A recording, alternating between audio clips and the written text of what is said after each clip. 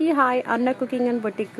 వంట వీడియో లేదు, అలాగని స్టిచ్చింగ్ వీడియోలు, ఏ బ్లౌజు లేదు, ఏది కుట్టింది లేదు. ఇగో ఇదే సరిపోయింది నిన్నటికి. అంటే నిన్న ఇల్లు షిఫ్ట్ అవుతున్నామని చెప్పాను కదా సండేకి. సో నిన్న సండే కాబట్టి పిల్లలకి హాలిడే ఉందని చెప్పేసి అందరం మా ఆయనకి కూడా డ్యూటీ ఉండదని చెప్పి ఇల్లు అయితే షిఫ్ట్ అయిపోయామన్నమాట. సామాన్లు అన్నీ సర్ది పెట్టుకున్నాము. ఇక్కడ కనిపిస్తుంది కదా బెడ్లో అన్ని సామాన్లు, అంటే సెల్ఫ్లు ఉండవు కాబట్టి 2-in-1 బెడ్ కాబట్టి పిల్లల బట్టలన్నీ అందులో పెట్టేస్తాం అనమాట. ఇంకా కిచెన్లోకి వస్తే కనుక రూమ్లో కూడా అంతే అనమాట. ఈ బెడ్లో కూడా బట్టలు ఉంటాయి. సెల్ఫ్లు అయితే ఎక్కడ ఉండవు. లక్కీగా కొంచెం ఒక సైడ్ అయితే అవి ఇచ్చారనమాట. పైన ఎక్స్ట్రా బ్యాగులు అన్నీ వేసుకోవడానికి, ఇంకా బట్టలు పెట్టుకోవడానికి అయితే సెల్ఫ్లు అస్సలు ఉండవు అనమాట. సో మొత్తానికి అయితే ఇల్లంతా సర్ది పెట్టేశాము.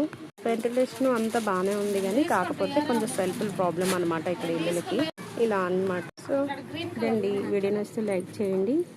కిచెన్ విషయానికి వస్తే ఓన్లీ గ్యాస్ పెట్టుకోవడానికి ఒక సింక్ ఎల్ షేప్లో ఇస్తారనమాట. దానిపైన కింద సామాన్ పెట్టుకొని పైన మాత్రం ఇలా గ్లాసులకి కప్పులకి సపరేట్గా స్టాండ్లు అయితే నేను తీసుకున్నాను. ఎప్పుడు నా దగ్గర ఫస్ట్ నుంచి ఉన్నాయి, ఎందుకంటే ఇక్కడ సెల్ఫ్లు ఉండవని తెలిసి నేను ముందుగానే తెలుసు. ఎక్కువ కుక్కర్లోనే వంట చేస్తానని. చూడండి, స్టవ్ మీద ఈరోజు చేసిన వంటలు అయితే కుక్కర్లోనే చేసేసాను అనమాట.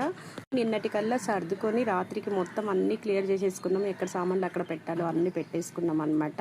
ఇక ఉదయం మళ్ళీ షాప్కి వచ్చేసి మధ్యాహ్నం వెళ్ళిన తర్వాత అప్పటికప్పుడు 2 కుక్కర్లలో అయితే అన్నం ఒకటి, ఒక దాంట్లో కూర పెట్టేసి చేసేసారనమాట. ఇగో ఇక్కడ చూస్తున్నారు కదా, ఈ బెడ్లో కూడా సామాన్ ఉంటుంది, బట్టలు డైలీ వేరి అన్నీ అలా